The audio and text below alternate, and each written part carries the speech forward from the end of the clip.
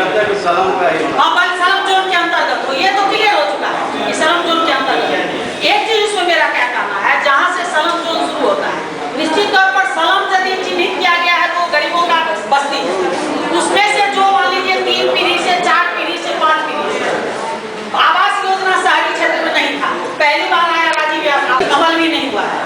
तो और ग्रामीण एरिया में इंदिरा आवास बहुत पूर्व से है। ऐसे गरीबों का भी ग्रामीण एरिया में घर बनता है जिसके पास अपनी जमीन नहीं है, अपनी रसीद नहीं है, सरकार ने पर्चा दिया है, सरकार ने जमीन दिया है, 3 डिसमिल हो, 4 डिसमिल हो या 5 डिसमिल हो, उतना कोयरी ग्रामीण एरिया में नहीं होता है सर। शहरी एरिया में जमीन का कोयरी हो, ऐसे ही लोगों का मकान बने जिसके पास जमीन है, अंचल का रसीद है या नगर निगम का रसीद है, सारा नियम कानून देखा जाए। लेकिन सरकार की ओर से, बोर्ड की तरफ से सर्वसम्मति से एक प्रस्ताव भेजा जाए सर कि शहरी एरिया में भी ऐसे गरीब हैं जिसका पुश्तैनी दर पुश्तैनी 3-4 पीढ़ी से जमीन पर बसे हुए हैं, सलम जोन की बात करते हैं।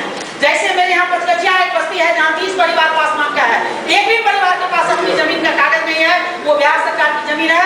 कोई दावा करता है कि हमारी जमीन है, नहीं, हमने खतियान देखा है, हमने अभी नया खतियान देखा है, वो बिहार सरकार की जमीन है, लेकिन लगान निर्धारण नहीं है, बिना लगान का जमीन है। ऐसी जमीन यदि 3-4 पीढ़ी से लोगों के पास है, शहर में ऐसा जमीन है सलम क्षेत्र के अंतर्गत, तो सरकार को एक बोर्ड से प्रपोजल भेजा जाए ताकि ग्रामीण एरिया के तहत शहरी एरिया में भी सरकार 3 दूर हो, 4 दूर हो, 3 डिसमिल हो या जो भी नीति तय करे उसके अनुसार शहरी गरीबों को, दलित, महादलित, पिछड़ा, अति पिछड़ा, जो अत्यंत गरीब है, जो रोज दिन खाता है, रात का दिन कमाता है, रात खाता है, ऐसे गरीबों का नाम जाना चाहिए।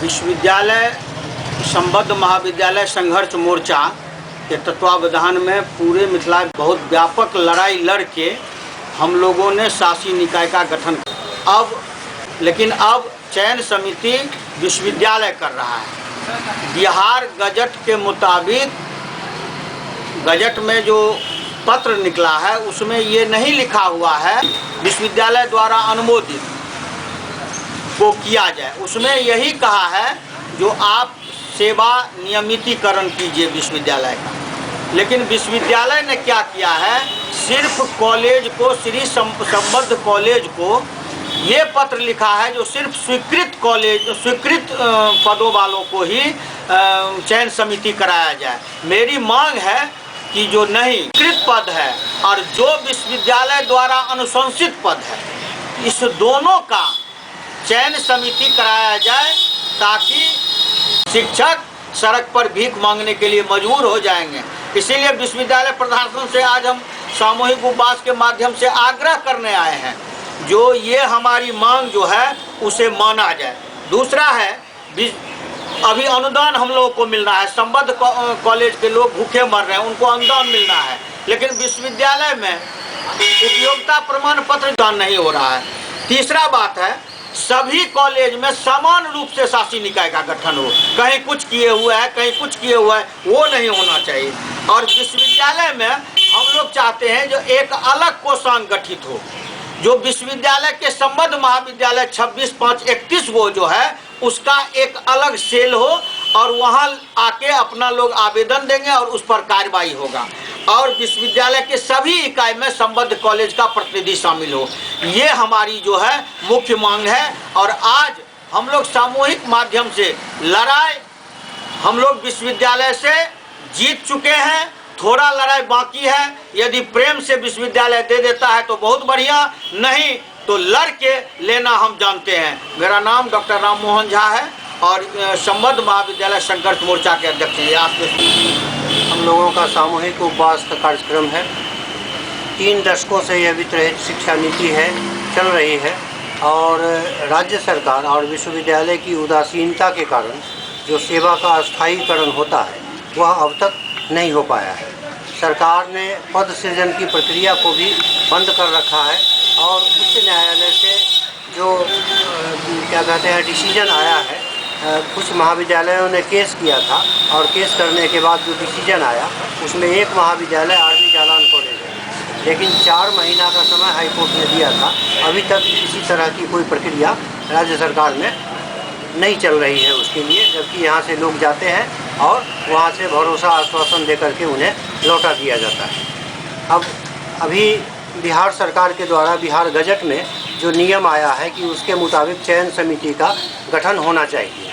चयन समिति के गठन में इस बात की ओर कहीं से इंगित नहीं किया गया है कि किन पदों पर जो अनुशंसित है या सृजित है, किन पर जो शिक्षक और शिक्षकेतर कर्मचारी काम कर रहे हैं उनका पद सृजन किया जाए। जबकि विश्वविद्यालय ने जो पत्र महाविद्यालयों को भेजा है उसमें यह भेजा गया है कि केवल सृजित पद पर, लेकिन अनुशंसा भी तो विश्वविद्यालय द्वारा ही की गई है। तो जो पद सृजित है बिहार सरकार के द्वारा और जो विश्वविद्यालय के द्वारा अनुशंसित पद है, उन दोनों पर कार्यरत कर्मियों के पद का सृजन होना चाहिए और उनकी सेवा का स्थायीकरण होना चाहिए। विश्वविद्यालय में जो राज्य अनुदान प्राप्त किए गए शिक्षक शिक्षकेतर कर्मचारियों का महाविद्यालयों के द्वारा जो उपयोगिता प्रमाण पत्र भेजा जाता है वह सारा का सारा उपयोगिता प्रमाण पत्र विश्वविद्यालय में जमा है, लेकिन विश्वविद्यालय राज्य सरकार को यह उपयोगिता प्रमाण पत्र नहीं भेजता है, जिसके कारण आगे के अनुदान को निर्गत करने में कठिनाई होती है। सभी कॉलेजों में समान रूप से शासी निकाय का गठन तो ये तो संघर्ष के दौरान हो गया, लेकिन कुछ महाविद्यालयों में अभी भी यह संकट बाकी है, जिसके कारण हम लोग यहाँ आज सामूहिक उपवास पर बैठे हैं।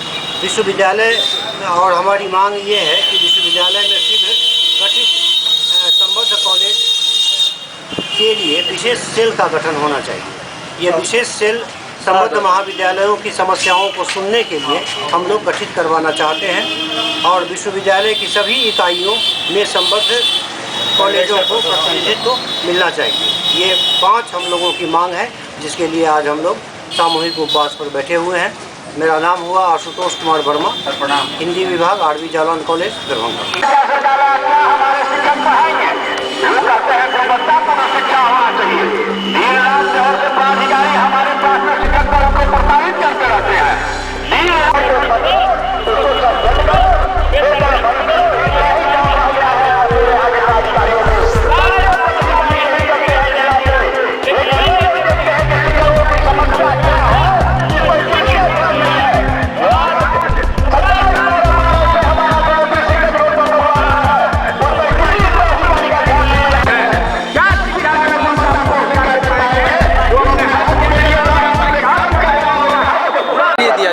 आज का धरना किस लिए दिया जा रहा है? हमारी राज्य संघ के द्वारा प्रेषित 15 सूत्री मांग है, जो राज्य सरकार से मांग की गई है।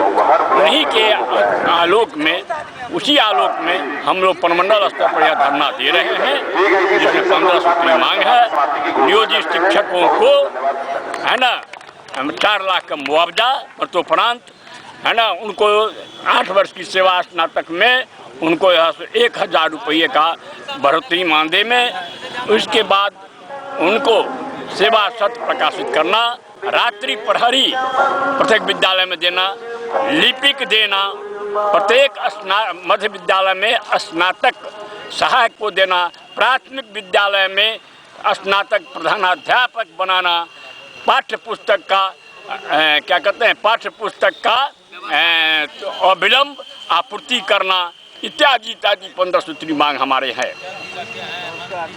श्री नारायण मंडल, प्रधान सचिव जिला प्राथमिक शिक्षक संघ दरभंगा।